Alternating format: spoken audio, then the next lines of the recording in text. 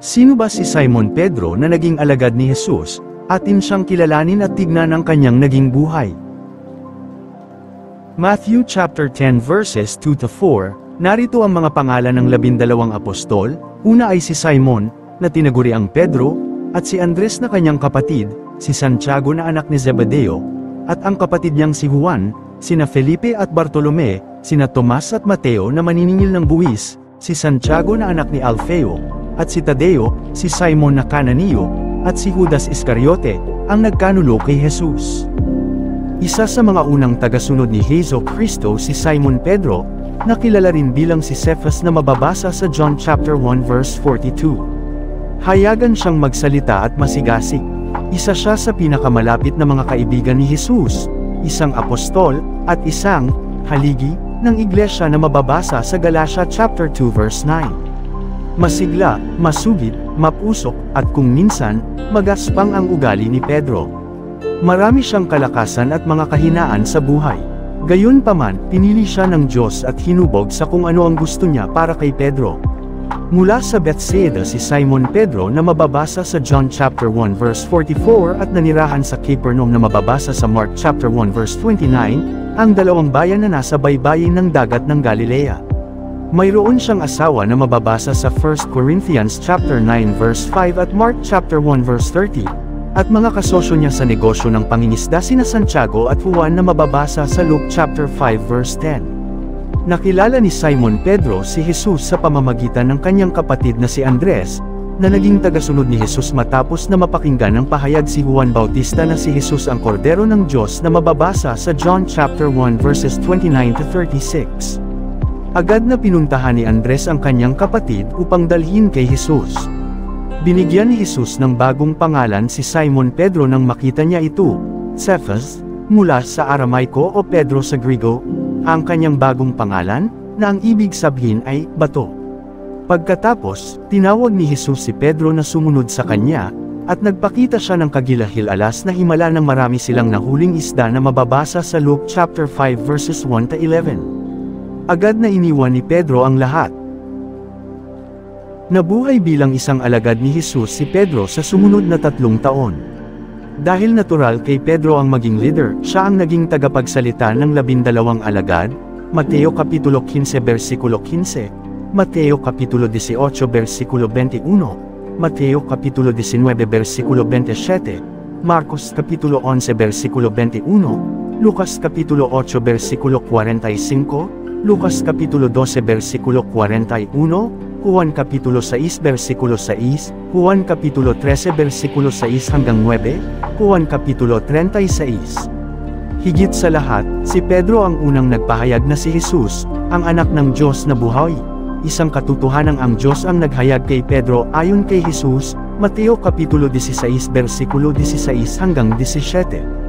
Kasama si Pedro nina Santiago at Juan sa mga alagad na pinakamalapit kay Jesus.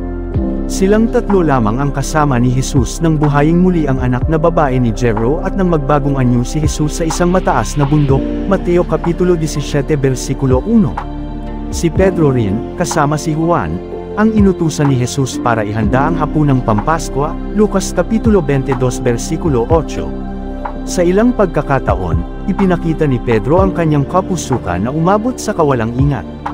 Halimbawa, si Pedro ang bumaba sa bangka para maglakad sa ibabaw ng tubig palapit kay Jesus, Mateo kapitulo 14 versikulo 28 hanggang 29, at nang alisin niya ang paningin kay Jesus, nagsimula siyang lumubog, talata 30. Si Pedro ang nagdala kay Jesus sa isang tabi para sawayin sa pagpapahayag tungkol sa kanyang kamatayan, Mateo kapitulo 16 versikulo 22, na agad na pinagsabihan ng Panginoon.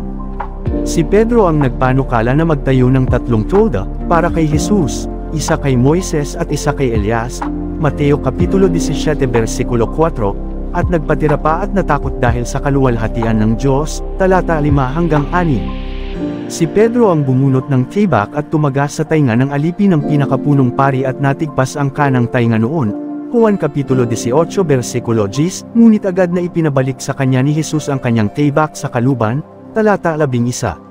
Si Pedro rin ang nagmalaki na hindi niya iiwan ang Panginoon, kahit na iwanan siya ng lahat, Mateo kapitulo 26 versikulo 33, ngunit itinatwa niya ng 3 beses si Jesus, talata 70 hanggang 74. Sa kabila ng mga nangyari kay Pedro, nanatili si Jesus na mapagmahal niyang Diyos at tapat na gabay.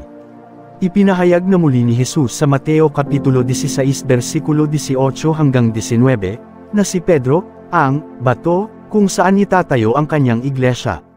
Pagkatapos ng pagkabuhay na maguli ni Jesus, binanggit niya mismo ang pangalan ni Pedro na isa sa mga dapat makaalam ng magandang balita, Marcos Kapitulo 16 versikulo 7. Sa ikatlong pagpapakita ni Jesus, inulit niya ang paggawa ng himala ng huling isda, kung saan siya nakilala ni Pedro.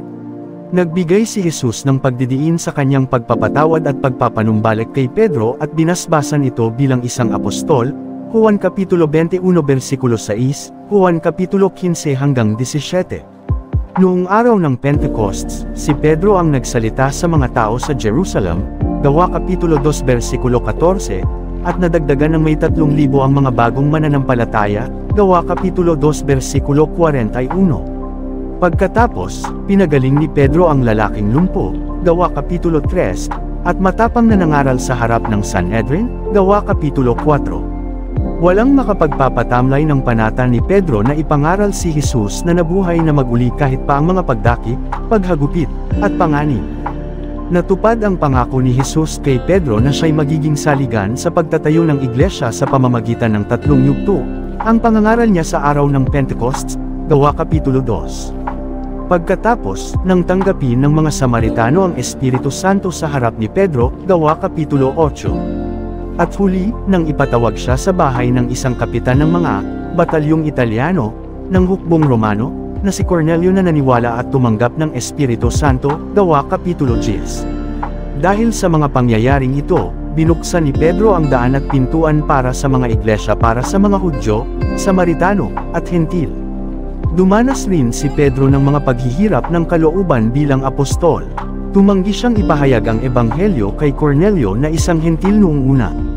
Kaya naman, nang masaksihan niya kung paano tumanggap ng Espiritu Santo ang mga Romano na katulad niya, naunawaan niya na, walang itinatangi ang Diyos, Gawa Kapitulo 10 versikulo 34. Pagkatapos nito, matapang na dinipensahan ni Pedro ang mga hentil na mananampalataya at matibay niyang sinabi na hindi nila kailangang sundin ang kautusan ng kanilang ninunong Hudyo, Gawa Kapitulo 15 versikulo 7 hanggang 11. Ang isa pang pangyayari na nakapagbahala sa buhay ni Pedro ay nang bumisita siya sa Antioquia.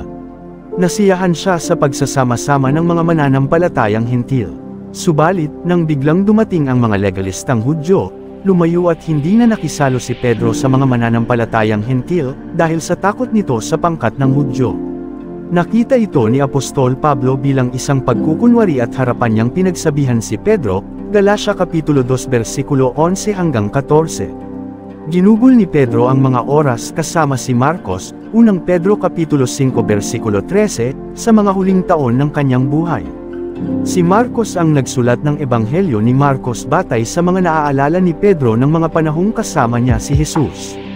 Isinulat ni Pedro ang 2 sulat, ang 1 at 2 Pedro sa kalagitnaan ng AD 60 at AD 68. Sinabi ni Jesus kung paano mamamatay si Pedro, Juan Kapitulo 21 versikulo 18 hanggang 19, isang propesya na marahil ay naganap sa panahon ng paghahari ni Nero. Sinasabi ng tradisyon na ipinakunang nakabaliktad si Pedro sa Roma. At iyon ang buhay ni Simon Pedro. Sana meron kayong napulot na aral, katulad ni Simon Pedro pag-amit tayo sa Panginoon para madami pa ang makilala at manampalataya kay Jesus. God bless.